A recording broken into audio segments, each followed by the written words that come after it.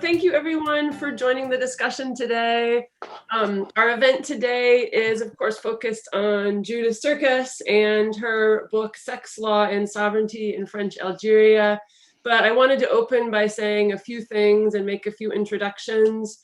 As some of you know, this is the first Zoom event devoted to a publication in the book series Corpus Juris, the Humanities in Politics and Law. We now have 3 books in print, with another actually coming out next week and a 5th one forthcoming in March. So before turning to discuss Judith's work, I wanted to do a few things. First, I wanted to say a couple of words of thanks. In particular, thank you to Mahinder Kingra and the press for their fabulous efforts promoting and advancing the series. We obviously would not be here without such an amazing press and team there to work with. The series has also been supported in various ways by Cornell Law School, by the College of Arts and Sciences, and the Society for the Humanities. So I also wanted to express gratitude to those organizations. And one of the things that I love about these networks of support for Corpus Juris is how much they're reflective of the general ethos at Cornell and the types of community that Cornell is dedicated to building. And one of the ways that plays out is an incredibly deep and longstanding relationship between faculty and the press. So thank you everybody there. And then I very briefly also wanted to introduce the 3 editorial board members who were able to attend today, since they've also been instrumental to making the series a go and a success. So first, Camille Robsis, who unfortunately is sadly no longer with us at Cornell, is however now Associate Professor of History and French at Columbia University. Her first was The Law of Kinship, Anthropology, Psychoanalysis, and the Family in France, and it won the 2013 Berkshire Conference of Women Historians Book Prize. And her second book is soon to be out with University of Chicago Press in April, is that right? And is titled Disalienation, Politics, Philosophy, and Radical Psychiatry in Post-War France. So thank you, Kemi.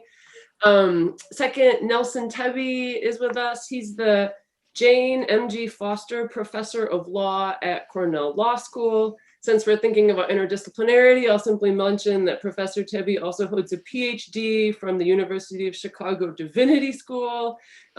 He's an expert on law and religion and recently published the book Religious Freedom in an Egalitarian Age with Harvard Press. And he's also the author of a casebook titled Religious Liberty and Secular Government. And also with us today is Chantal Thomas. Chantal is the Associate Dean for Academic Affairs and Radis Family Professor of Law here at Cornell Law School. She also directs the Clark Initiative for Law and Development in the Middle East and North Africa. Despite all of this administrating, Professor Thomas is currently completing 2 different books, which also give a flavor for her other scholarship. The first is titled Makers of Modernity, Knowledge Production, Politics and Law and Economic Development, and the other Disorderly Borders, How International Law Shapes Irregular Migration. So thank you, board members, for joining us. And we'll allow you to join the audience shortly. And then I'll turn to our main event today and say first an introduction to Judith, whose work of course we're featuring. Judith Surkis is Professor of History at Rutgers University. Her first book is titled Sexing the Citizen, Masculinity and Morality in France, 1870 to 1920. As we know, today we're going to be talking about her second book, Sex, Law, and Sovereignty in French Algeria, 1830 to 1930. This book recently won the 2020 Book Prize for the Association of Middle East Women's Studies. So something good has come out of 2020, Judith Award. Her research has recently been funded by fellowships at the Davis Center for Historical Studies at Princeton, the School of Social Science, at the Institute for Advanced Study, and the Pembroke Center for Teaching and Research at Brown University. She is also working on a new project titled The Intimate Life of International Law, Children and Development After Decolonization, which examines how popular movements tested the boundaries of post-colonial sovereignty by focusing on international family law conflicts. So I'm clearly going to have to begin vying for this project for Corpus Juris too. I get first dibs. Thank you, Judith, for giving us the occasion to discuss your work today. And what I'm going to do, we have 3 commentators. And since the nature of webinars is for people to drop in and out, I'll introduce each commentator immediately before their remarks. We'll then give Judith a chance to comment. And after that, I'll open the floor up to questions from the audience. So please be hanging on to your questions. We have the option both to call on you and ask you to present them yourself, or you can share them in the comments section, the Q&A section. So feel free to send those at any point. But again, there will be time for your own questions, so please hang on. Our first commentator is Samra Esmeir. Samra is associate professor in the rhetoric department at the University of California, Berkeley. Her first book, Juridical Humanity, A Colonial History, was published with Stanford University Press. It offers a historical and theoretical study of how juridical powers under empire reconfigured the human during the late modern colonial era. She's also currently completing a second book, The Struggle That Remains Between the World and the International, which tracks the emergence of discourses of the international and that term's impact on the horizons of political struggle. Professor Esmeir also edits the new journal, Critical Times, Interventions in Global Critical Theory, which is fantastic. If you haven't checked that out yet, do so. But in any case, she'll get us started with a discussion of Judith's book. So thank you. Thank you, Liz, for this introduction, and thank you for convening us here to discuss Judith's remarkable work. And thank you, Judith, for writing this book. I've had, it was a pleasure, really a rewarding journey reading it.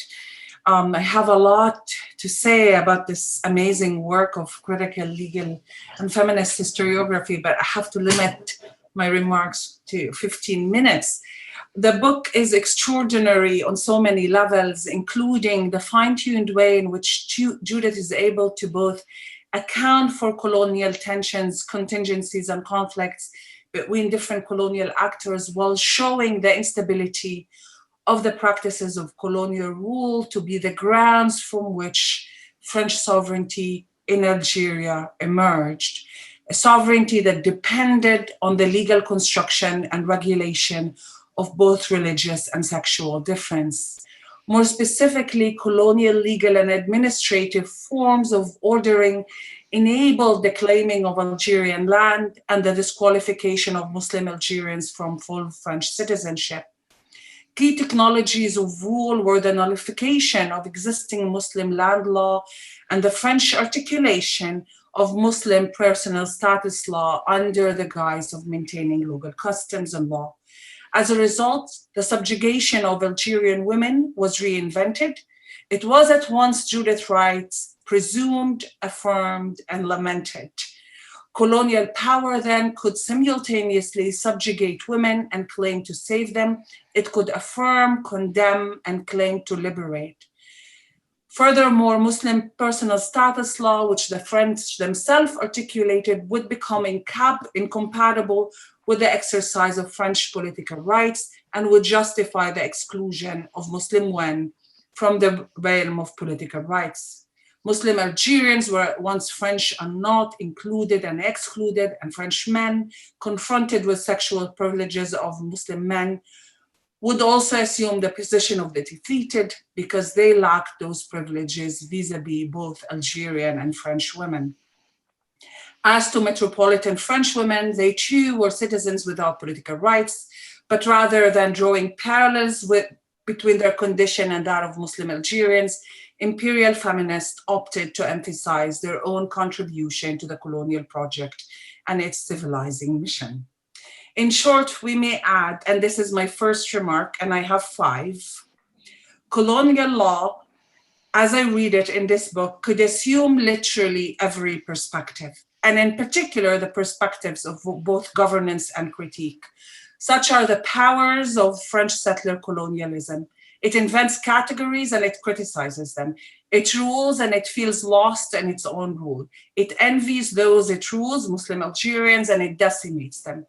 In this sense, and while these powers attract in the context of French Algeria, they belong to a larger Western civilizational project, one that has developed the capacity to rule and to critique simultaneously, indeed to rule through critique. The non-West may rule, but it does not enjoy the powers of effective critique. It does not rule through critique. Sex law and sovereignty takes us through shifting histories, alterations in legal forms of ordering of Algeria, and the transformations in strategies and technologies of colonial rule. And it seems to me that the point of this history is neither to insist on legal plurality, nor to rehearse arguments about historical contingency and contradictions. At issue is the making of the settler colony, that is the colonial appropriation of land and rule over human persons. These, as we learn, go hand in hand. For at issue in every settler colony, and this is my second remark, is how to transform a land with a people into a land without a people, to use the Zionist mantra. Short of annihilation and expulsion, both of which are military measures, what are the legal practices that allow the legal evacuation of land while people are still living on it and claiming attachments to it? How to make a land settleable, even if it's already been inhabited, lived upon, and what to do with the living, the indigenous population, how to reinvent them as less of the land to which they nevertheless have attachments. These ends cannot be accomplished by military measures alone, although these were also imposed, as the book shows. Law and various legal categories are even more crucial. The book takes us on this journey of legal reform that transforms a land with a people to a land without a people, and a people without a land, and a people with a land to a people without a land, but with private property. And at issue also in this history of the present, in this appreciation for the colonial workings of law, of desire, and of difference, is also the reminder, the last sentence of the book, that exclusionary fantasies of sovereignty can never be secured. And that is the sentence that Judith concludes the book with. My third remarks follows from my second. In Judith's account, the colony is a site of abundance of law, of the exceptional and normal kind. The distinction between military and civilian powers is not one of violence versus law. While the violence of conquest and of colonial rule is central to Judith's account, law does not merely supplement violent rule, but prepares the ground for colonial expansion and proceeds to operate on its own ground. And if there are lasting effects of colonial rule, they are of law, not of military violence. As Judith writes in the epilogue, settler colonialism conflated Islam and a corporalized conception of Muslim law that supposedly conflicted with the secular, but far from gender equal French civil code. The erotically charged legal imaginary had endured beyond the end of the legal regime that was French Algeria. Brought into being by the historical exigencies of colonial law, it can be understood in its persistence as a symptom of a historical disavowal or denial, end quote. So it is the law and the legal imaginaries that really prevail, not the violent military one. In reading this book, however, the relationship between the settler civilian and the military was one that captured my attention. We learned, for example, how during the Third Empire, which ended military rule and established civil rule, measures of collective punishment enabled confiscation of land. And we learn how new legislation enabled the purchase of Muslim land by settlers, encouraging massive transfers of land from Muslims to settlers. This was legislation that was designed to transfer collective and family Algerian holders to settlers. In 1870, once civilian settler rule was established, Judith writes that the, quote, the fantasy of military colonization was systematically dismantled, end quote. And while the military could accommodate the settlers, the tensions between the two would persist. Still, I was curious about the following. When the civilian is the settler, the relationship between the civilian settler and the military is distinct from the conventional civilian-military tension or distinction. The vocabulary appears similar, but the figures behind this vocabulary and their fields of operation are quite distinct. In a settler colony, military power is never the only operative power. That is to say, at issue is not only military occupation, but a particular configuration of powers between civilians, settlers, and military. We do learn about the tensions between the military and civilian jurisdictions, say in chapter 5. But I was more curious about how these tensions are unique to a settler colony when the settler, through civilian law and jurisdictional claims, accomplishes the work of conquest and colonization, understood as the evacuation of land of its people and the reduction of Muslim Algerians to bodies with no environment and landed attachment. This, of course, has then consequences for anti-colonial revolutions and the anti-colonial Algerian struggle that also targeted civilian settlers. My fourth remark goes to the heart of the book. If legal reform separated personal status law, family law from property law, and many generations of scholars inherited this separation, Judith shows how debates about Muslim polygamy were historically linked to disputes about property and colonization. While polygamy would come to mark the incompatibility of Muslim personal status with French citizenship, this marking, we are told, should be understood in relation to other transformations in property law. Judith narrates the rights of family law in tandem with property law, a rise that constituted the Muslim family as the locus of Algerians' differentiated legal status, and a rise that was crucial to the propertization of land. Colonial legislation constructed land property as a divisible economic abstraction, devoid of collective affective investments, and hence amenable to administrative partition by French law and also to settler takeover. Or to put it in other words, by disaggregating collective lands and evacuating it of collective attachments, land became only property. The settler colony could therefore rule over land as property. And Muslim Algerians, the rule over them was accomplished through the category of the Muslim family, which would become the repository of intimate and religious sentiments, now devoid of all attachments to land, including the political ones. The Muslim family was conjured up along the field of Muslim personal status law, which according to Judith, which Judith convincingly shows, was a French legal category. It did not pre-exist French rule in Algeria.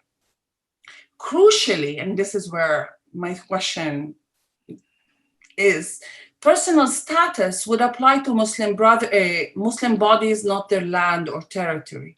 The locus of Muslim law would be the bodies of Muslims, not any other attachments they have. They were, it seems to me, evacuated from their environment, confined to the Muslim family, and required to inhabit a land now available for colonization.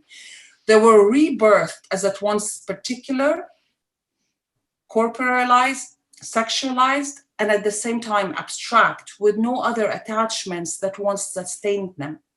If the land was colonized by disaggregating it into individual properties, thereby enabling its transfer to settler, Algerian Muslims became members of intimate families and ruled over as such.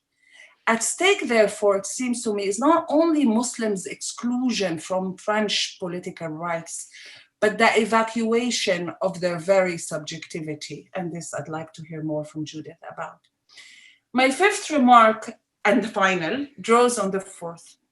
On the one hand, then, we have property reform that imagined the separation of economy from religious and familial intimacy by introducing different laws, sets of laws, family law and property law.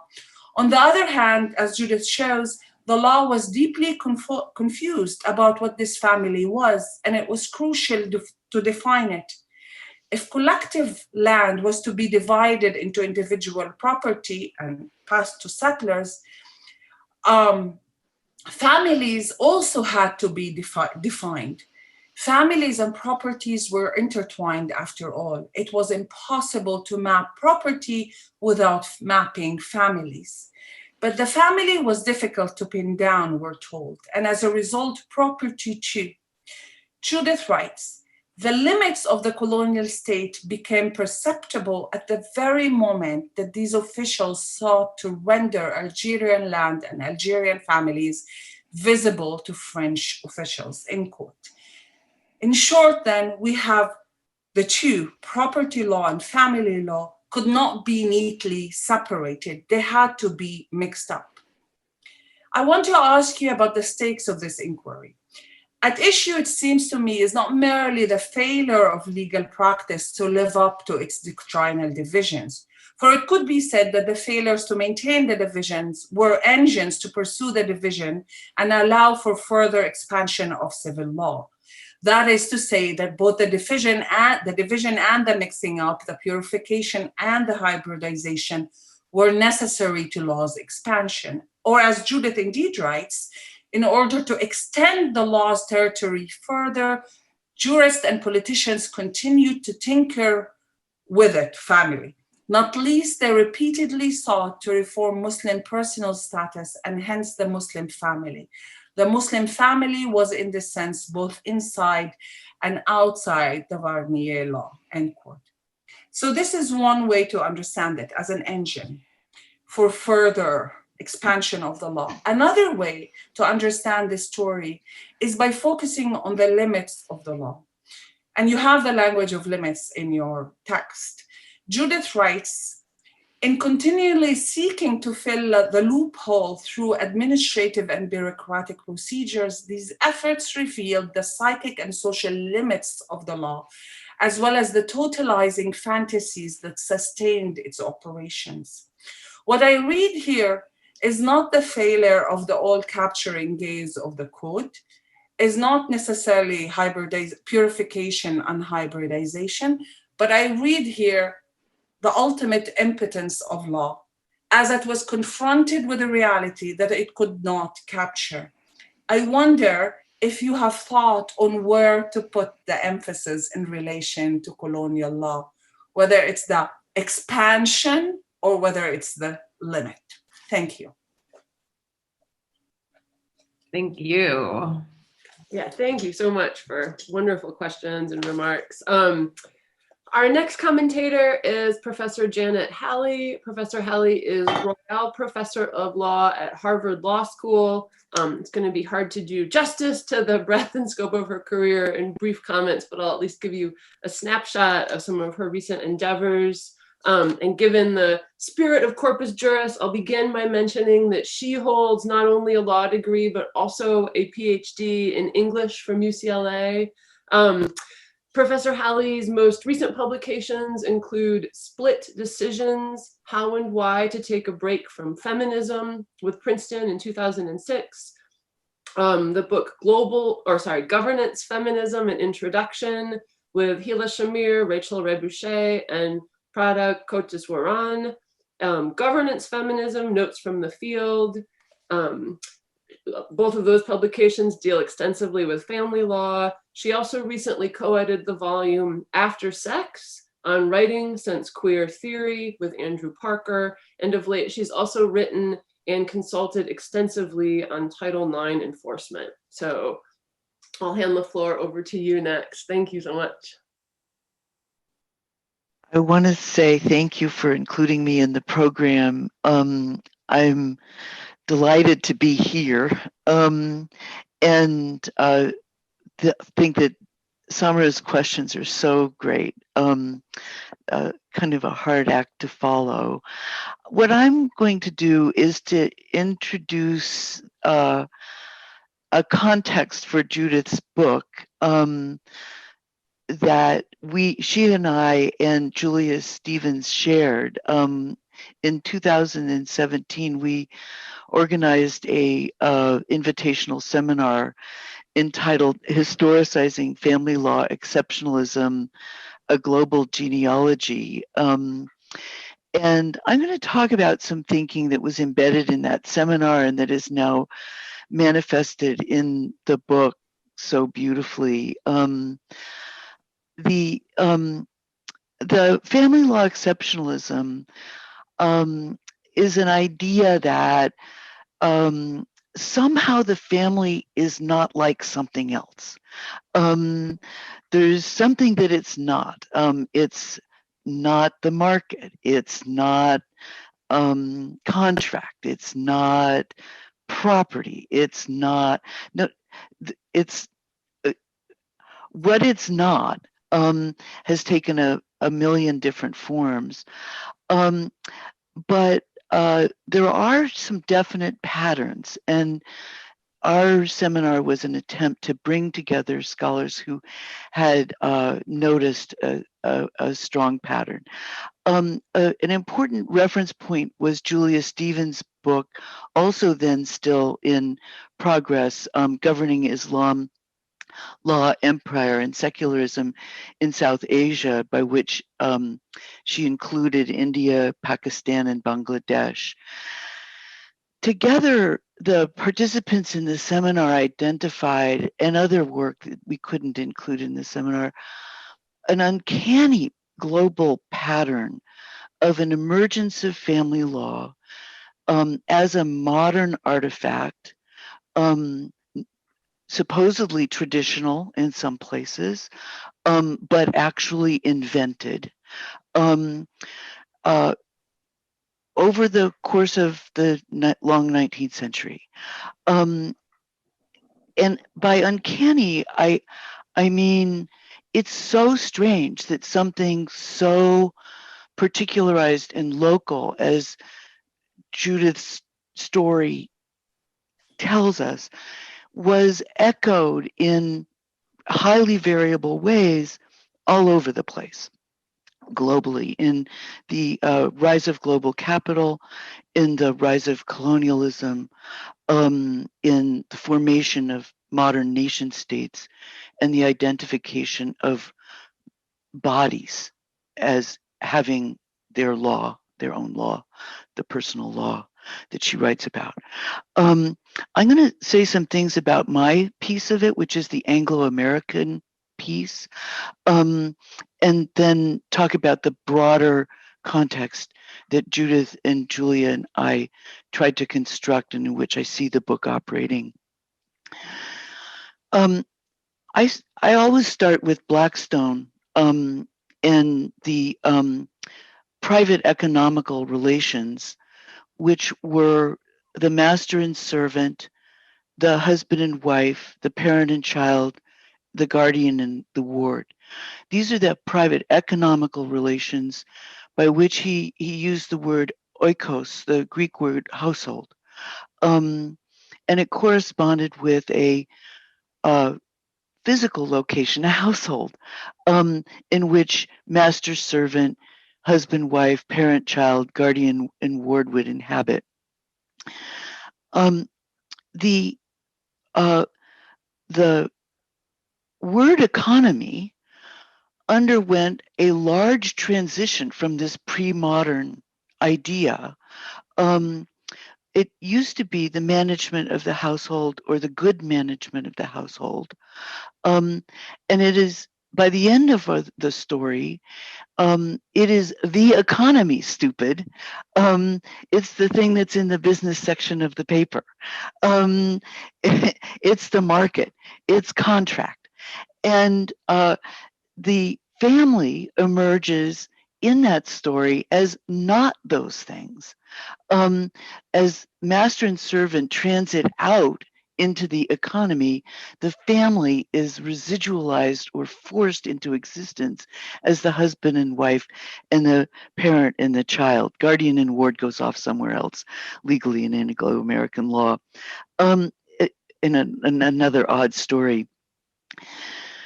So this is the emergence of the contract status distinction, in which contract is the market, the will of the parties, and individualism, free markets, and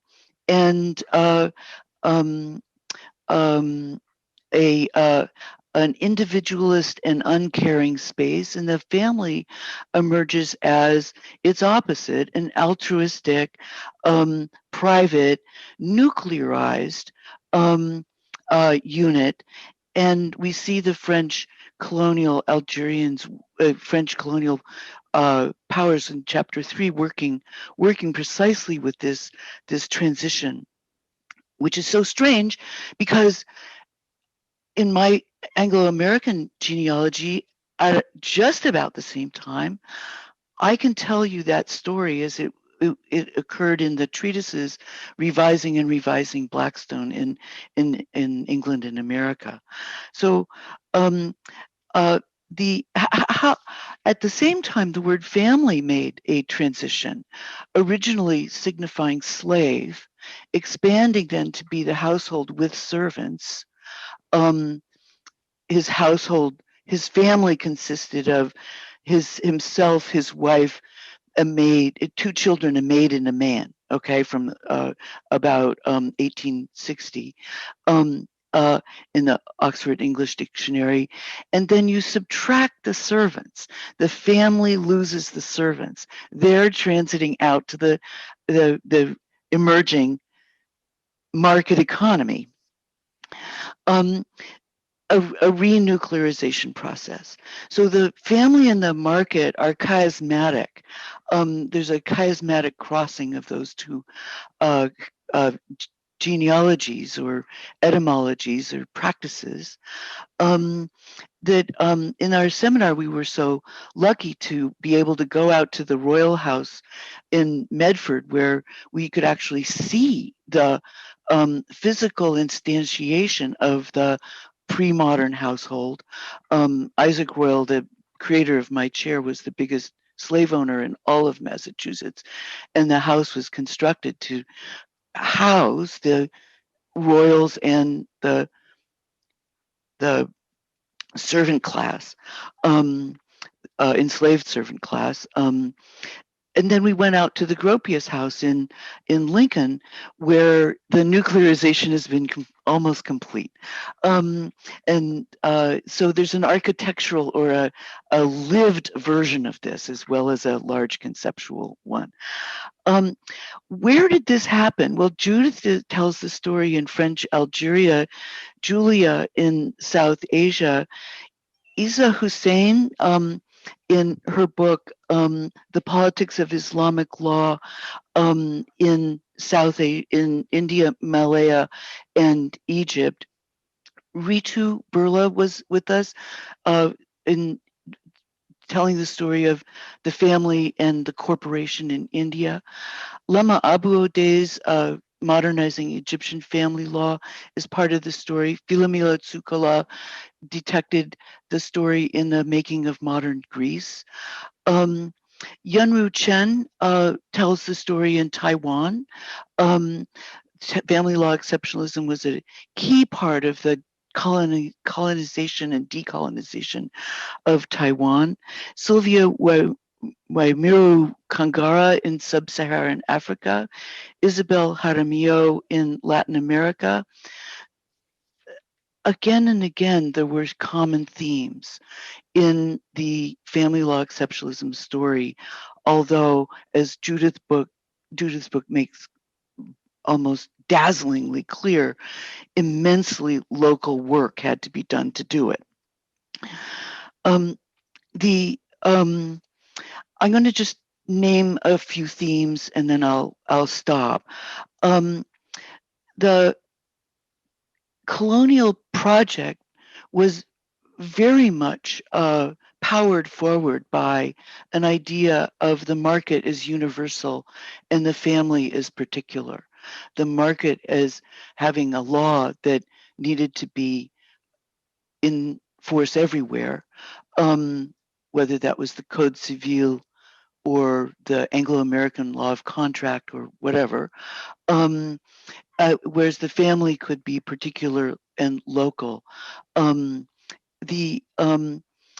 This could be done by force, the immense brutal force of the story that Judith tells, or in Lama Abuade's account in Egypt, almost as a forgetting of you take Islamic law, you shake out all the parts that you need to transform into Western law to make a global market relationship between Europe and Egypt, and you residualize family law. Family law is what's left.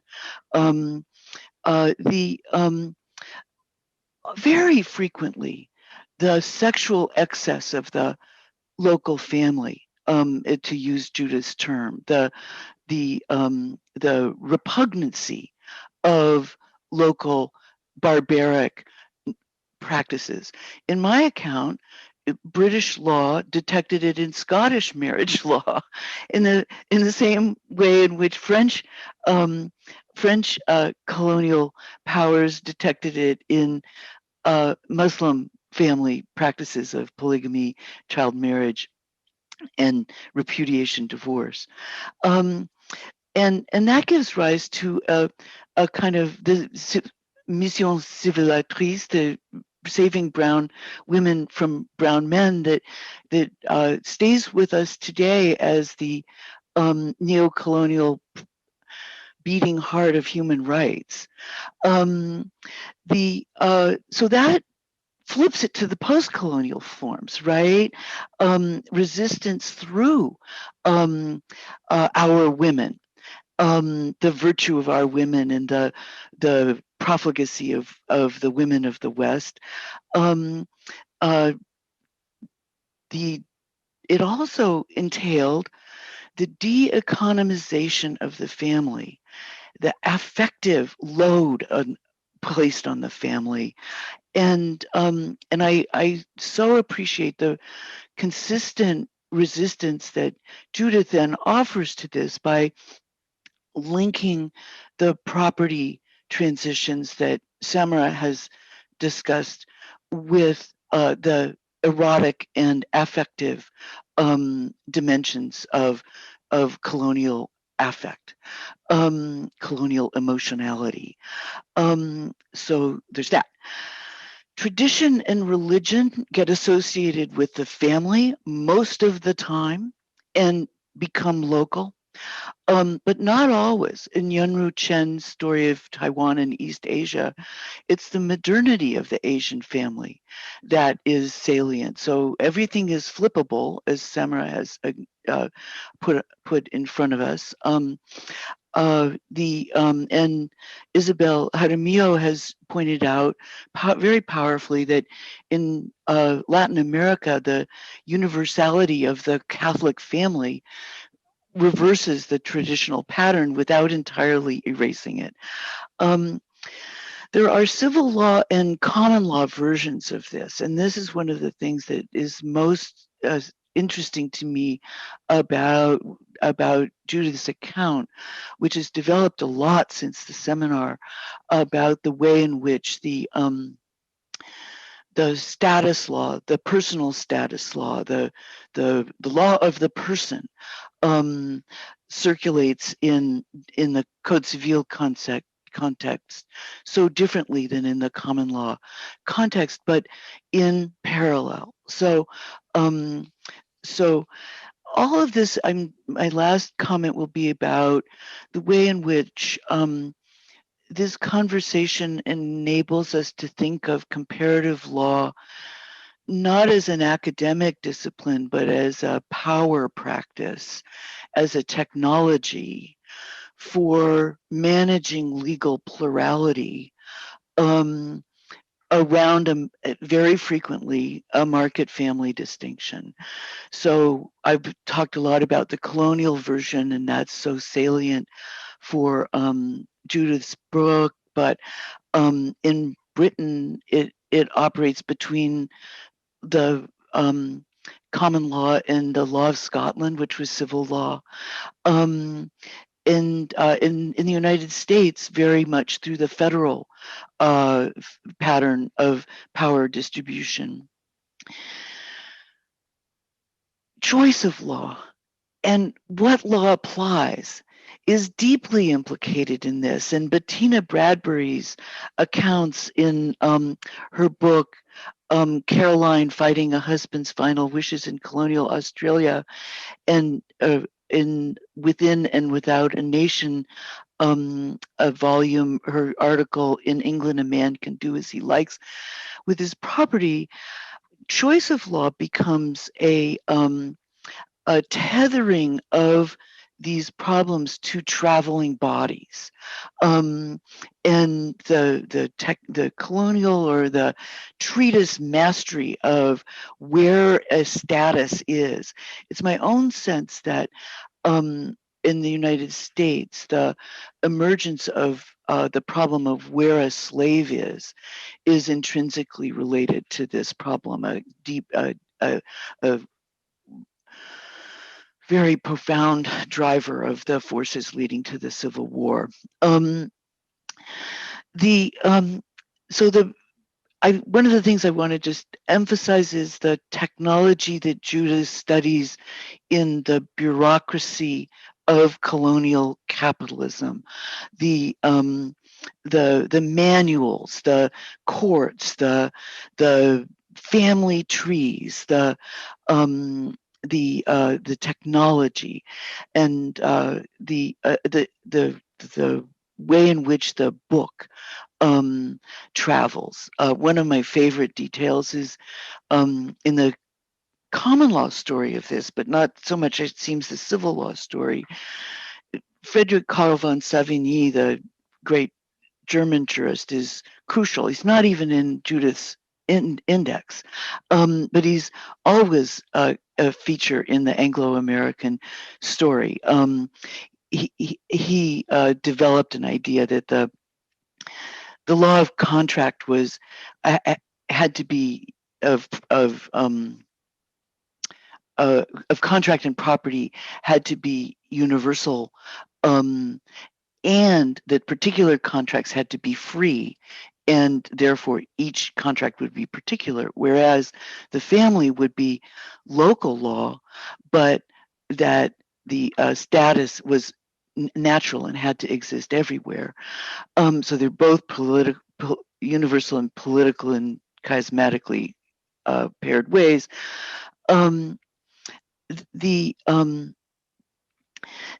Joseph Story would order books where he could have studied this, written in German, that he didn't have the capacity to read. And so there's a kind of traveling bodies, people traveling for legal education, colonialists traveling back and forth with manuals. There's a kind of intellectual and material technology of family law exceptionalism as well. Okay, that's it. It was a joy to organize that, and I wanted to share it because Judith's book so made possible a large comparative discussion that continues today. Okay, thank you. Thank you so much. I'll proceed to introduce our third commentator. Todd Shepard is the Arthur O. Lovejoy Professor of History at Johns Hopkins University. His first book, The Invention of Decolonization, the Algerian War, and the Remaking of France, was awarded both the American Historical Association's 2006 J. Russell Major Prize and the Council of European Studies 2008 Book Prize, which was the best first book in European studies. His second book was am I right that it was actually published first in French? Your second book? Okay. And then in English was titled Sex, France, and Arab Men, 1962 to 1979. And he is currently completing a project titled Affirmative Action and the End of Empires, Integration in France, 1956 to 62, and the Race Question in the Cold War World. So thank you. Thank you so much. I'm thrilled to be here. I'm thrilled to be able to talk about Judith's work, which I've thought about a lot, and it has really meant a lot to me. I'm also thrilled to be in this Cornell University Press situation, which I miss, I will say, and look forward to having more connection. And I appreciate Elizabeth's very slight slip in the title of my book with reinserting the word sex first, because that's where I want to kind of start. Just since Mahinders doesn't let you see this, the first word in Judith's book title is sex. And so I want to kind of home in on, rather than the legal, which I think is really important, is really central to my first book, and in ways that I think resonate with Judith's, kind of look at how Judith talks about sex. And then I have some questions, and I'm going to kind of connect it to some of the work that I've been doing more recently. Janet, kind of raised just one of the terms that Judith references of sexual excess around the so-called Muslim family. In the first pages of the book, too, Judith gives us a few other terms of how she's thinking about sex. She talks about sexual privilege, sexual rights, sexual fantasies. She invokes powerful ideas about Muslim sex, about how French officials and authors and commentators, quote, imagined Algerian men's sexual license. And she also talks about the marital organization of sex. And so I want to go down to, again, think a little bit more about what she means by sex in this reference. And maybe to do that, I want to think through the way she describes the chapters. And I'm going to skip one and come to it later, because I think the other ones all really hold together in really clear ways. And the titles do too, but I'll just go with the terms that she uses to describe it. Chapter 1 explores questions about religious and sexual difference, how these instantiated the legal challenge posed by colonization. French colonial officials renewed a commitment to respecting Algerian women, and the purported perfections of a presumptively patriarchal Muslim law. Chapter 2, she says, is specifically about polygamy. Chapter 3 about Muslim family law. Chapter 4 about the marriage of underage children. Chapter 6, notice the skip, is about mixed marriages. Chapter 7, she tells us, returns to child marriage and polygamy. And chapter 8, the final chapter, focuses on sentimental novels about Algerian women and customary law reform. And so these are topics that have been raised by the just amazing presentations that we've just heard. This is to say these all make really clear that the central issue here is about the organization, and when she's referencing sex, the organization of human relationships, notably via the law, most specifically through marriage, but also through invocations and debates about love. And it's intriguing. It brought me back to the powerful first book for which so many people know Judith through, Sexing the Citizen. And in the introduction there, on this page 7, Judith reminds us that this is a book that's compellingly much more Foucaultian, although she remains very engaged in those discussions. Her kind of Lacanian Freudian angle I don't think has been brought up enough in today's discussion, so hopefully we can think through that a little bit. But here she notes in the first book, in the intro, Foucault inverted the common sense logic, which held that these discussions of sexuality sought to control an inherent, intimate, and volatile characteristic of individuals, their quote-unquote sex, in order to claim instead that, quote, the deployment of sexuality with its different strategies was what established this notion of sex, end quote. In so doing, he showed that sex was not a fixed notion or a primal cause lodged within the subject, but a composite and imaginary category and artificial unity. And then she goes, my account, Judith's account of the sexing of the citizen, similarly understands sex as an artificial and speculative unity between diverse physical, mental, and emotional qualities, rather than assuming masculinity, which is to say the attributes of men's sex as a coherent identity. I examine the process through which this sex. So you'll notice, or I notice at least, that one of the possibilities besides sexuality and sex as gender or the creation, this is the sexing is so powerful here, that might be thought of is that sex acts are kind of absent. And in fact, it's one of the things that then I was struck by in looking then not just through this book, but through a whole bunch of books. So that recent, I would suggest, Anglophone histories of sexuality and gender, and I'm focused here on the things that I find the most compelling and the most interesting, and that includes the work of people, some of the people here in that space, largely ignore the historicity of sex acts, or even a particular description of sex acts. Specialists of modern Europe, Dagmar, hello Dagmar, Tracy Matisic, Scott Spector, and Judith have produced these amazingly discussed, we need to discuss them, very intriguing, important monographs. Each evokes sex acts, but mainly in vague terms, and like kind of what I mentioned earlier of sexual relations, sexual practice, sexual activity, and we don't get much further explanation. Probably, for example, the social and cultural meaning of, let's take sodomy, or any of the specific sex acts that they reference play no role in the arguments of the people I just cited, and minor role in Spector, I would say, but notably of Surkis. And of course, I would note sodomy because of how foundational Foucault's historical claims have been about a supposed move from the act of sodomy to homosexual identity, i.e. sexuality. And so a critique of sexuality has remained super important and generative, but we kind of have lost sight of that other aspect of the sex act. That is, each, and I think a lot of current work avoids the possibilities opened up by when we unpack in what queer theorist Joseph Gamble has termed, quote, the epistemological categories that structure our notions of what counts as sexual practice. And we lose that when we're doing in the process of historicizing the very notions, something we can get access to when we're historicizing how our historical subjects understood that. Now, the one place in the book, in Judith's book, where she does describe and analyze a sex act happens in chapter 5 that I skipped earlier. And in chapter 5, she describes she shows how sex, gender, and civilizational difference inflected a contest between civil and military justice. So it's a chapter that stands out. Its title stands out. Its topic stands out. It's not about marriage and love, or about the legal organization of marriage, or celebrations or concerns about how love works. It's about a sex scandal, about a sodomy scandal in the armed forces and a public debate around it. So of course it really intrigued me.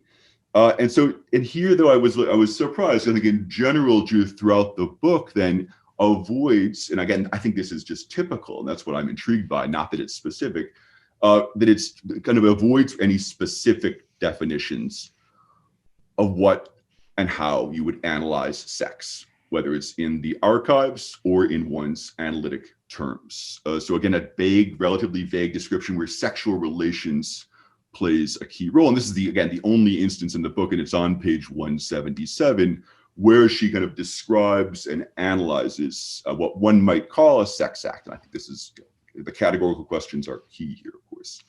It again focuses this chapter on, quote, accusations of sodomy in a unit of the native cavalry. And of course, that always unstable category of sodomy, what exactly it means, we might think, but we get some more definition here. Judith quotes an officer joking about two men who, quote, the entire regiment has passed over. Now, the terms she then uses to think about this include passive sex acts. She discusses pederastic sex acts. And what's missing is things that give us some detail about what sodomy meant. It could be technical terms. It might be cultural terms. For example, in French Algeria in the late 19th century, or more broadly, in Europe, within France. And so then Judith kind of has some really interesting, I think, analyses that bring in some encyclopedic terms and questions to bring out some of the uncertainty and the instability that this produced of the extimacy frame that is so important to the book. But she suggests that public knowledge that a French officer was accused of buggering Algerian subordinates in his unit, and this is the kind of end of the paragraph, would have, quote, devirilizing effects on the army's reputation. And this is where I had questions, and where I think it would have been, really productive in a different project In this case, I'm suggesting one for myself, I think. And it, this is just an additional stuff here to raise some questions about what we could learn from and think about what was really going on. What did such accusations perhaps mean in the discussions at stake? Now, feminist historian Layla Rupp, in Towards a Global History of Same-Sex Sexuality, summarizes the lessons of most extant studies about the period before 1900 at least, and this is this instance here, as, quote, the act of putting one's penis in the mouth, vagina, or anus of another is privileged. It's a good thing. It's a powerful thing. And had little, and quote, it had little or no negative repercussions on the person.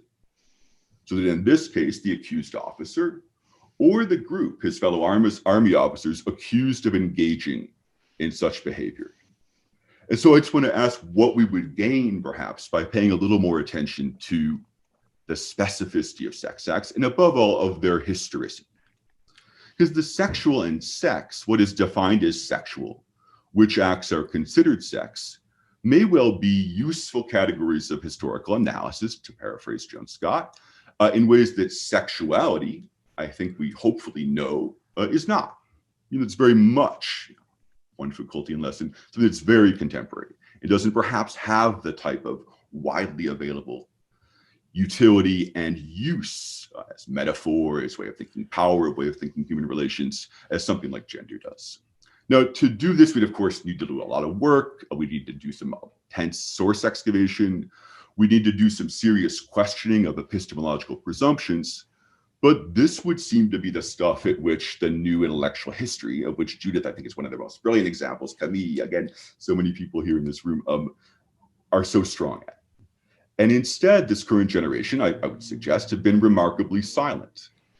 In her contribution to Samuel Moyn, hello, and Derek Mann's influential Rethinking European Intellectual History, Tracy Matzik analyzes how contemporary work in intellectual history has, quote, decentered sexuality. The causes Matzik fingers are, on the one hand, developments within psychoanalytic debates, and on the other, efforts, notably by historians, to bring Foucaultian and Freudian insights and frames into dialogue rather than in opposition. Now, this is, of course, exactly the crucial and compelling move that Judith is making in this book, a dialogue with shifts in approach, and I think resonates with shifts in approach with some of the other most important, brilliant feminist historians who embraced Foucault, such as Dagmar's recent work, Dagmar, Joan Scott's, of course, an increasing turn to Freud. Now, Matzik assesses this decentering as, quote, perhaps desirable, noting on the one hand that, quote, the particular prominence that sexuality played as the object of contention between two such significant theoretical developments could only have played out in the sex-obsessed 20th century, end quote. So it's time to move beyond this contextual limit.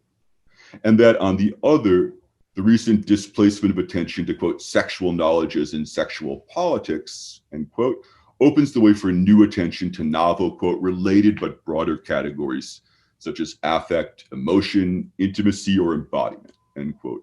And my assessment is the opposite.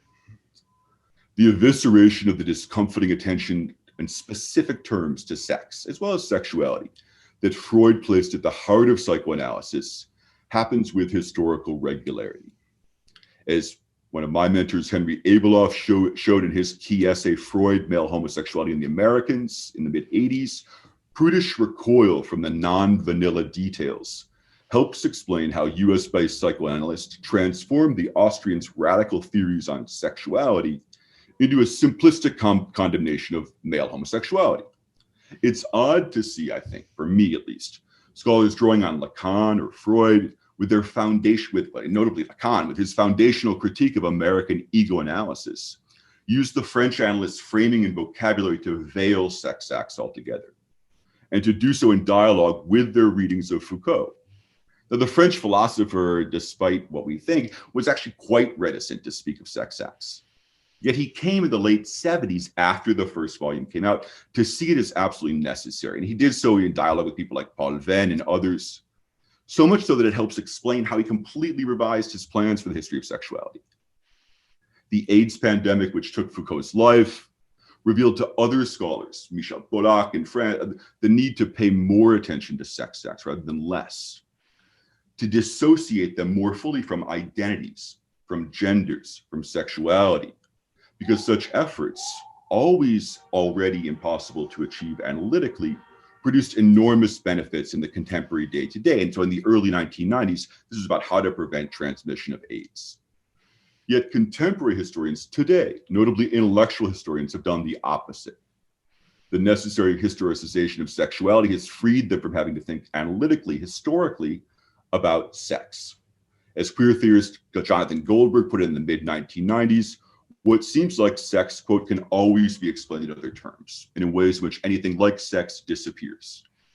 It is, he and I too suggest, the discomfort, the too corporeal, the too embarrassing, perhaps the overtly radical possibilities to think differently, that I think explain how critiques of sexuality, sexual identity, have led historians to turn increasingly to things like important things like affect, emotion, intimacy, or embodiment. Intellectual historians might take recent work on affect, emotion, intimacy seriously. More attention to histories of gender and sexuality will help them, surely, and thank God.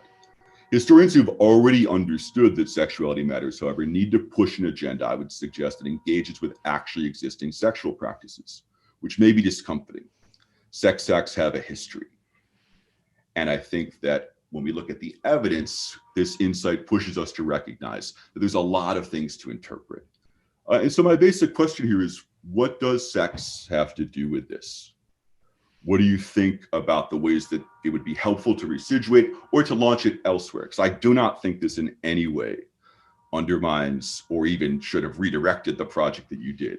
I'm just intrigued in thinking how you think we would go forward with the evidence you have and the types of insights that you have, notably the kind of really powerful and well-honed use and deployment of Lacanian and Freudian insights and tools to think sex historically and what that might be useful to do. Thanks a lot. Thank you for all of these fantastic questions and coming from so many different directions. Judith, I'll give you, a chance to respond before we turn to the audience. Okay. Wow. Thank all of you so much. Well, first of all, to Liz Mahinder for organizing it, and then to Samara, Janet, and Todd for such amazing engagements. My heart and mind are both full. I think that I'm actually going to start with taking up some of the questions that Janet placed on the table, just because the working with Janet and on the comparative family law exceptionalism project was really, so foundational to the realization of the project as a whole. And I think in many ways, part of what you've put on the table for us is how do we kind of understand and think comparatively without reproducing the very technologies of comparative legal thinking that, as our project together demonstrated, were part and parcel of the kind of imperial project, global imperial projects together. And I think that understanding both the local and the kind of circulation or production of the abstraction of family law is essentially part of that that critical process. And I think, in a sense, we've, are trying to recreate that in our dialogue today by bringing together, not just, specialists on France and, French colonial law, but thinking, in a sense, comparatively and globally. And I think that really takes us to some of the questions that Samra, you wonderful, amazing questions that you raised. I think that already the way in which you began with sort of thinking about your brilliant phrasing of how the colonial law kind of adopted all perspectives, right, and could be, at once, create the rule and critique it at the same time, and that in a sense could, part of its power was to manage that. Those contradictions, right? And that's part of, in a sense, what I tried to do with thinking with fantasy, right, is that, in a sense, one way of understanding fantasy is its ability to, present what is, apparent contradictions as somehow able to cohere. And so I think that your communication of that as in terms of the way in which, in a sense, critique can nonetheless be appropriated and redeployed as part of imperial projects is really kind of precisely what I'm trying to put my finger on, and that I think Janet signaled very nicely in terms of thinking about the kind of the afterlives of this history that I tried to signal in my epilogue, and that are clearly so painfully evident in current debates in France today. So, Samara, I think another one of your absolutely beautiful phrases was how the process that I describe, right, land is transformed into property, right? And that process of abstraction, right, which as both your work and Janet's work demonstrate so powerfully, right, is part of the particularist rendering of the family, which in a sense creates the family as the remnant, the after effect, the purported repository of tradition, which is in fact an invention, right? And that process of abstraction is essential to what makes it possible to create a market in land, right? And that here, and I think that maybe this can sort of speak to some of Todd's questions, which I'll address in a moment. I mean, this was, in a sense, a realization for me in the process of researching the book, because in a sense, when I began work on it, I went kind of in search of the sex, right? And was essentially looking for discussions of, where the French were fascinated with all of the kind of, sexual fantasies. And we could talk about the question of the relationship between fantasy and act in a moment. And I kept coming up against property. Right. And I essentially just, especially in that kind of mid-19th century moment, realized really that there was no way to separate the two. Right. And that they were absolutely, bound up with one another, at the level of the production of the kind of, treatises, and then in the detailed production of the law. Right. And the way in which, in a sense, at least initially, really the kind of the personal status of Muslim personal status was a kind of side a side effect. Right. They were interested in getting the civilian settlers were interested in getting their hands on the land, and Frenchifying the territory. And they said, OK, we're going to set apart the family law. But then they realized right? That in turn could become a new and productive instrument of colonial government. Nonetheless, constantly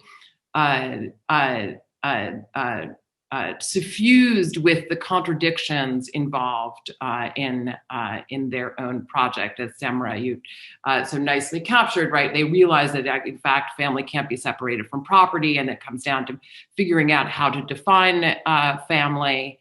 And they realize that they have to go and actually try to, map these incredibly complicated family structures and decide exactly who is in the family. Right. So this is where, especially in that property chapter, where we see what I describe as, in a sense, the kind of tension between the kind of fantasy of this coherent land reform project and its absolute, impotence, right? And the idea of impotence here to, think about the, Sex Act as is significant, right? That they are unable to realize this, fantasy of mastery, not least in the mastery of the mapping of their phantasmatic patriarchal family. So it's true. On the one hand, I want to say, and I demonstrate the fact that their law on the ground is not as powerful as they imagine or want it to be, right?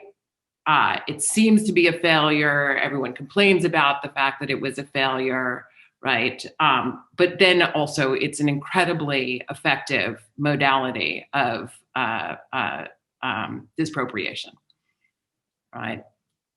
So how do we square these two things, right? Am I actually, I'm kind of maintaining two seemingly contradictory propositions, right? Or attempting to sort of square the circle.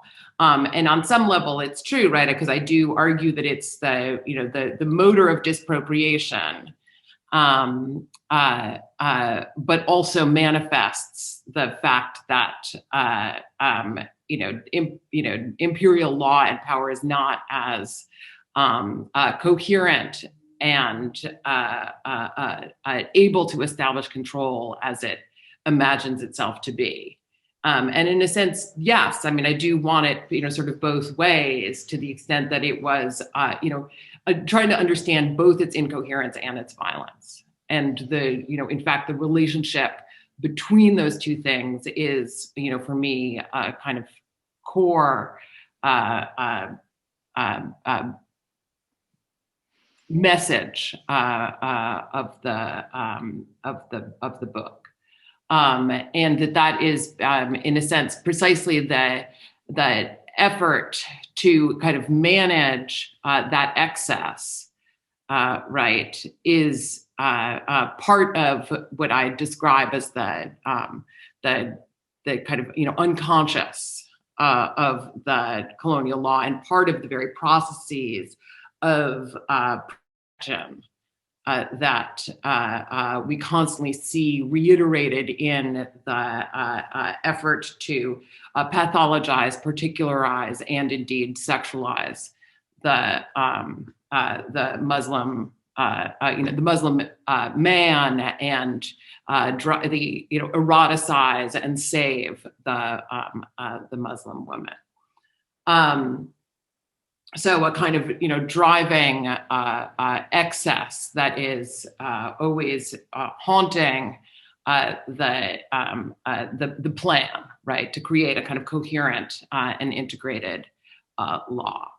And that manifests itself as well in tensions between the military and the civilian, right? Which now this is going to get me to chapter 5, and it's at once central and exceptional status in the book, which is, so if the vast majority of the chapters are focused on heterosex, nonetheless, I kind of strategically place at its center, right, this seemingly anomalous chapter, but that nonetheless, I think reveals crucial elements or dynamics that help to explain the once the tensions between the kind of internal incoherencies within Algerian legal colonialism and its essentially, gendered and sexed dynamics. So what's crucial is that it makes manifest the fact that you have ongoing tensions between military and civilian law, and that those dynamics are at once gendered and sexed, right? And here I would say to speak to Todd, your question, I mean, there is a way in which at least the previous chapter, which is focused on child marriage, nonetheless raises the issue of rape and marital rape, which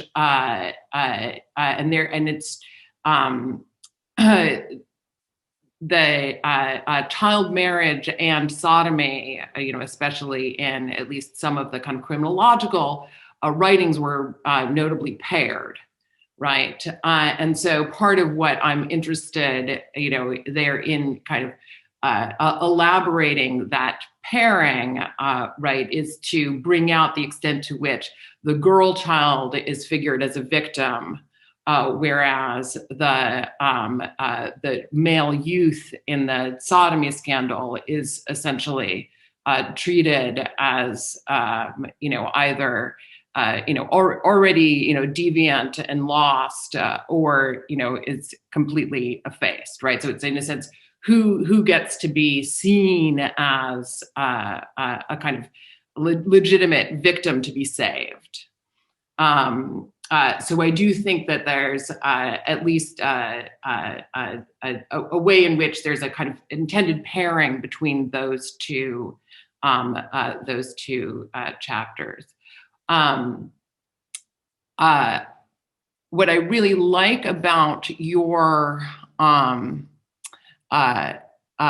provocation to think more about sex acts is the way in which it actually helps to think about, the kind of question of the materiality of sex, right? Because one of the things that I'm clearly interested in is thinking about how the law kind of creates embodied subjects, and and the relationship between what I described as the kind of economic materialism in a kind of economic sense, and kind of questions of corporealization. And I think your call to think about bodies and sex acts compels us or impels us to think, if part of what I'm interested in is thinking about bodies as having, kind of a concrete, being the kind of concrete locus of the legal imaginary, right? In a sense, your call to think about sex acts and their historicity takes that point even further. I think we can talk more about, in a sense, the meaning attributed to the sodomy and whether it was, virile or devirilizing. I think, part of the aim, at least in the chapter, is to suggest that that's part of the source of the different, right? Between military and civilian law. Then finally, I want to leave some time for audience questions. To address, Samra, your question about the relationship between the civilian settler and the military, I think one of the things that comes out in that 5th chapter, right, is that the civilian settlers mobilize police power, right? So there's the kind of complicated relationship between the military and the police. And here I just, I'm like, moving very quickly, But it's notable, of course, that the Algerian War was a police action, not a war, right? So how does thinking about I would introduce into that equation the issue of the relationship between the civilian settler, the police, and the military. And I think the question of the police in there and how that, the question of the legal construction of domestic space and the role of the police and police violence in that is one way of addressing that broader question. Right? And then hence also the role that the police has in regulating sex, right? Which is also all right, I tried to, touch on all of the wonderful points that you raised. Thank you all so much. And then, I don't know, I guess, should we open it up for questions? Yeah, I'm actually gonna intervene with a question first and also just clarify that there are actually two ways audience members can ask questions. One is to raise their hand and then I'll unmute them. And the other would be to simply type one in the Q&A, which I could then read out loud. But Judith, I'm always fascinated by origins stories of book projects. And I think especially so when I see a book like yours, which gestures in so many directions in terms of its relevance. And this is perhaps building on some of what you were explaining in response to Todd's provocations.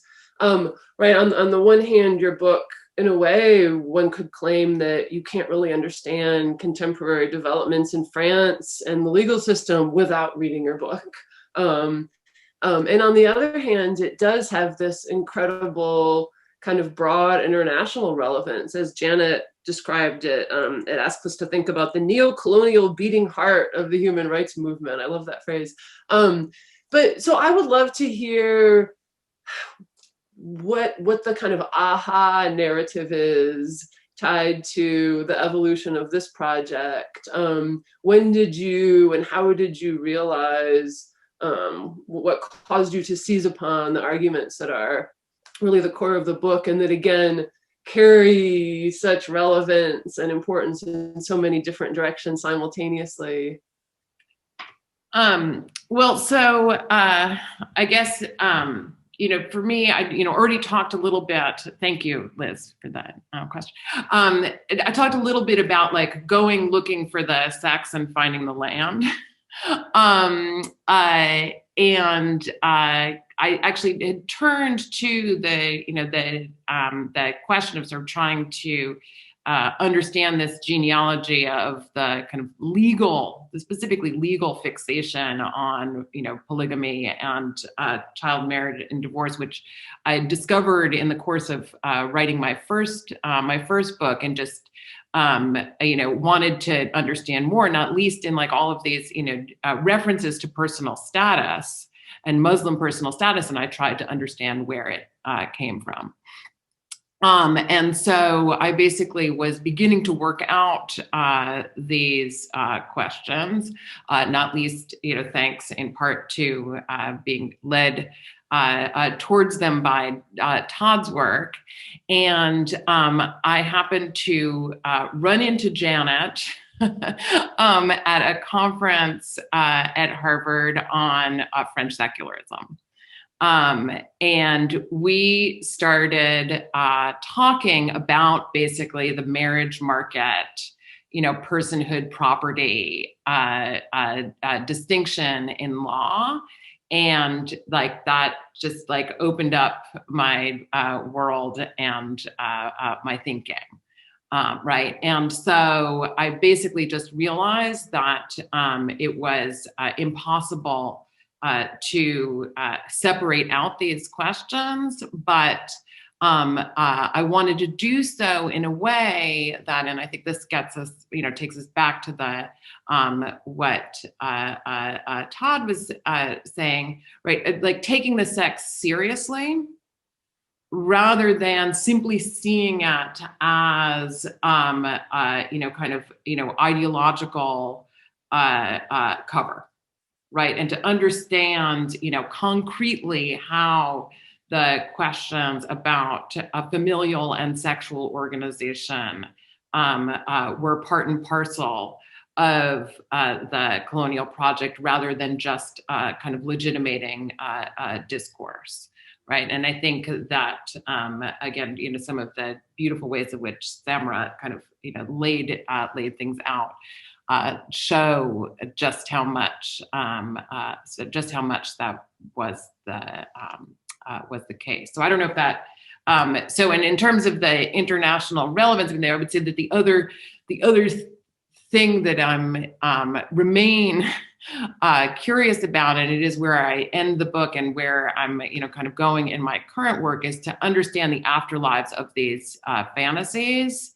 But again, now in relation less to the project of appropriating Algerian land, but rather in the management of Algerian migrant labor to France in the post-war period, which of course is intimately related to the history of disappropriation, right? Because the history of disappropriation was central to the proletarianization of Algerians that eventually meant that there was a migrant labor force in the post-war period, whose sexualized dimensions Todd has studied so beautifully in his most recent, or his last book, I should say.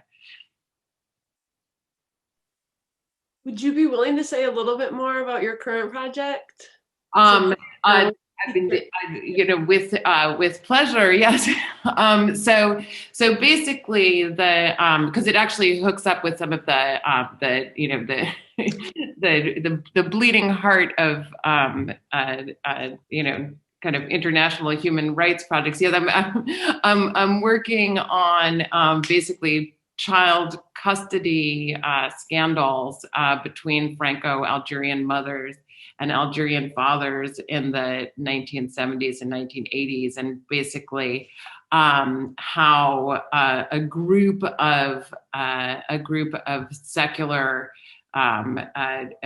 French feminists came to fight on behalf of these French mothers' right to basically recuperate children who who were legally also Algerian, and Algerian fathers took on occasion with them back to Algeria after French courts decided that custody should be given to mothers and exercised exclusively on French territory, right? So I'm looking at basically a genealogy of secularist feminism, the kind of struggles and disappointments of the post-independence Algerian nation state, the kind of anxieties surrounding the emasculation of emigration, and the rise of ongoing expressions of racist violence against Algerians in the 1970s and 1980s, and kind of really using these cases of international family law conflict as a way of understanding and recounting that history, not least because I think it can, in certain ways, account for the way in which the veil, I see them as preparing the ground in certain ways for the explosion of the veil debates by the end of the 1980s, not least because the question of children and the kind of legal status of children were at their core. So part of it, so I'm actually going in a different direction than, in certain ways, than what Todd was calling for in terms of sex acts, because I'm actually turning more towards children. But nonetheless, those are questions that emerged out of the previous book, to the extent that I'm interested in thinking about the kind of debate surrounding child marriage and the kind of patriarchy of Muslim law. Wonderful, thank you. I'm going to turn to the audience and Mary Louise, I'm going to unmute, and I believe you'll be able to speak, and you're also with us if you want to be. Sure. Hi, Mary. Hi, how are you? So great to see all of you. I had a question about what Judith, the process by which there's eroticization and saving, I guess we could say. And I was struck, thinking about the resonance with today, it almost seems like there's a kind of flipping going on. And I would be curious if you might want to say something about what kind of moves have been made since decolonization. I know that wasn't really your purview exactly in the book, but looking at the material that you do cover, of course, it's a period when Algeria is at once part of the Republic and in a state of exception in many ways, as you so brilliantly show in talking about women and land and sex.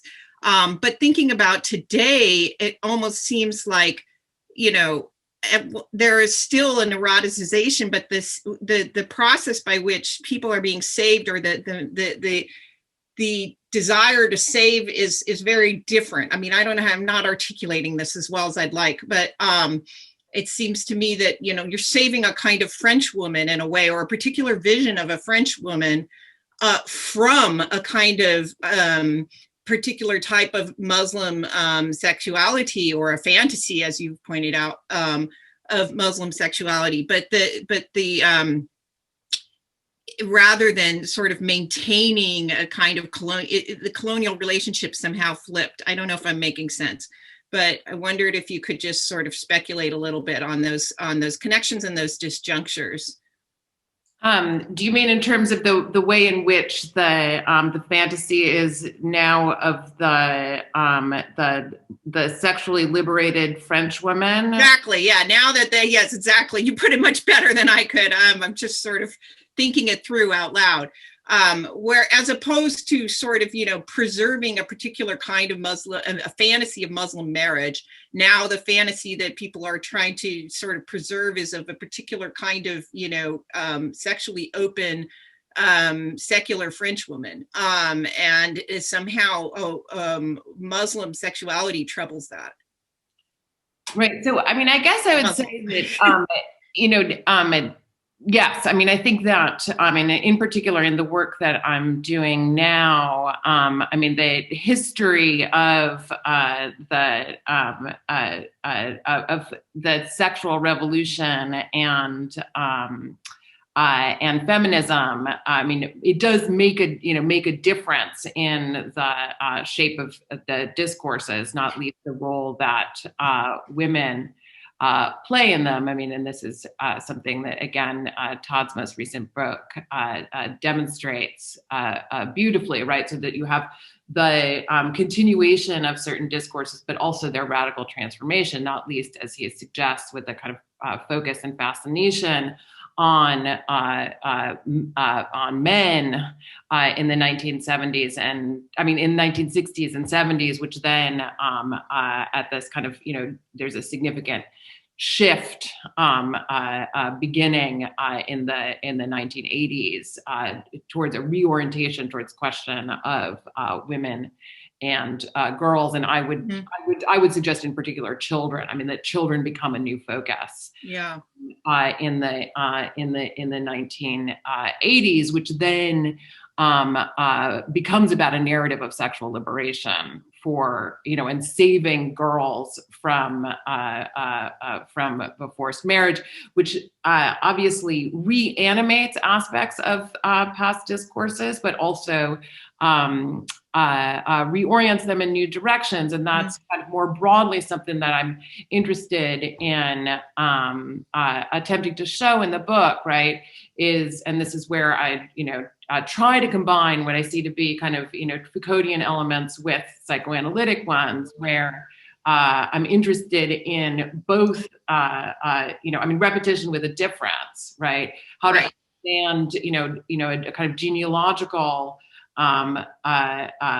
shifts and even, occasionally ruptures with nonetheless being able to understand the dynamics of what I describe as the kind of eroticization or libidinal investments in the law, which are not just fantasies about the Muslim family, as I try to suggest. They're always also fantasies about the French family. Of course, right.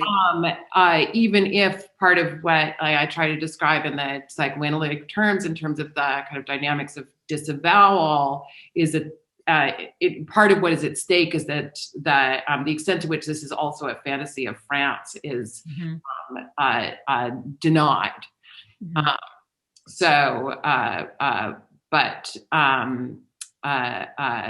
Of course, there's also the ongoing eroticization of, Maghrebi women, as you may know, at least in, hetero porn, it remains like the top, beurette remains the top search term. If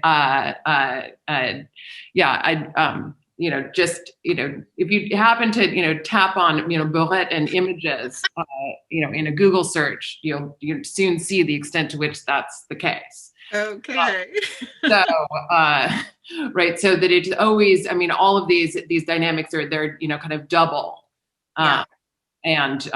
Clearly, my attempt to kind of work with the psychoanalytic framework is an effort to understand that.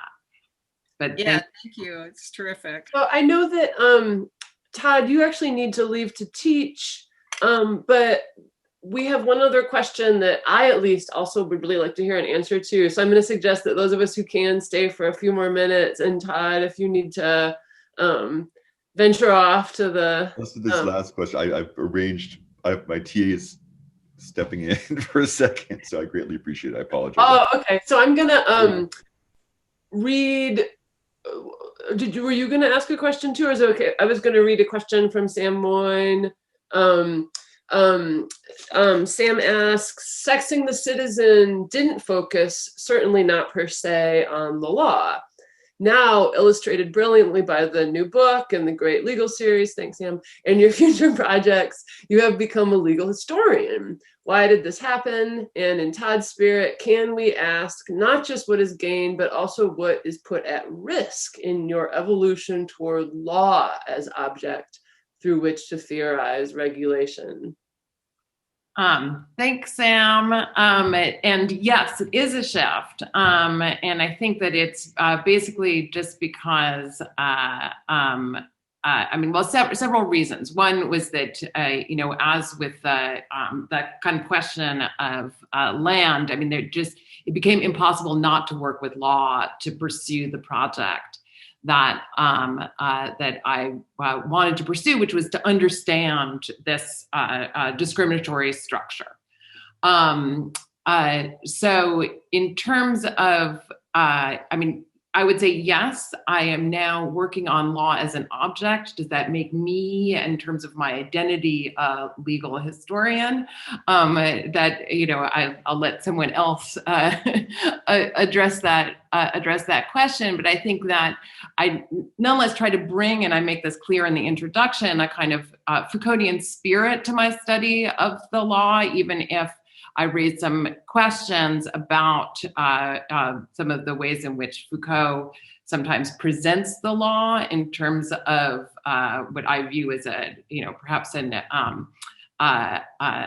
excessive investment in a certain idea of sovereignty that I try to suggest. In fact, in practice, if one looks at the case that I look at, is less coherent than that fantasy of law and sovereignty is as he presents it. That's part of the aim of the book, in fact. Right, so I'm sort of bringing a Foucauldian spirit to a sort of critique of the law in my approach to it. In terms of, I guess, I would say it's, what is lost. I guess there, are costs in the construction of any object of study. But these are the ones that I'm interested in working on now, not least because I think that I'm trying to kind of open up our ideas of how one does legal history by, kind of folding in questions of, sex and affect alongside those of the economy. So, thank you. So, fantastic question. I think we should probably call it a day since we've gone over time slightly, but thank you, Judith, so much. Thank you to Jana and Samra for such fantastic comments. And hopefully there will be other such panels on Corpus Juris books to look forward to. So in any case, yeah, Janet, yeah. Congratulations, Judith, and thank you for the series and the event. Liz, this has been terrific. Bye, everybody. Yes, thank you, Judith. Wait to see all of you in person, but I was so glad that at least the technology made it possible for us to gather. I'm just so grateful. Thank you. Thank you, and again, congratulations. So, okay, have a wonderful rest of the year. Bye, everyone. Thank you. Stay well.